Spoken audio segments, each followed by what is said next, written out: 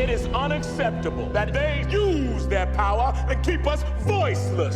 It was really inspiring to see how much one person can do for like the whole country. These teens just got a glimpse of the past. There are 70 million people watching. They just saw the movie Selma, about Dr. Martin Luther King Jr.'s civil rights marches 50 years ago in Selma, Alabama. We get to see a first-eye view of how it was back then and how everything was segregated, and you could kind of relate it to our lives right now.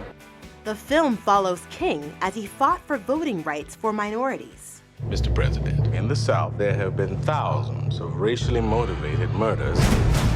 We need your help. Dr. King, this thing's just gonna have to wait. It cannot wait. Even after the Civil Rights Act of 1964 outlawed discrimination, African Americans and others faced discrimination and even violence while trying to register to vote. You will not tolerate agitators attempting to orchestrate a disturbance in this state. In 1965, Martin Luther King led marches in Selma, Alabama to bring awareness to the voting rights issue. Even after police attacked protesters, the marches continued. The protesters walked more than 50 miles from Selma to Montgomery. And King, working with President Lyndon B. Johnson, pushed to get the Voting Rights Act passed a few months later. We have some great challenges and opportunities ahead, and we're all with you. Thank you, Doctor. Thank you so much. The Voting Rights Act is considered one of the most important laws of the civil rights movement.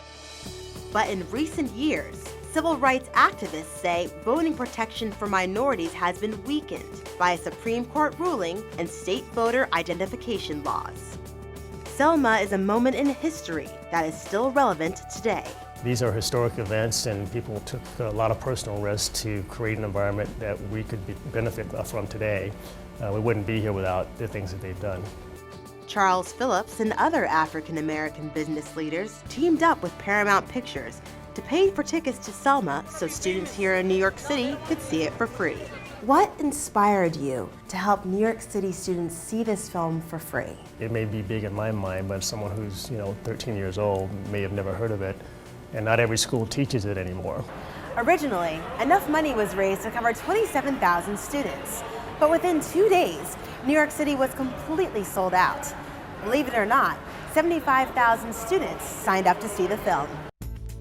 The free ticket program has now expanded to other major cities, something both teachers and students are thankful for. I think it does a much better job than reading a history book would do, or even sitting around in a group discussion and talking about it.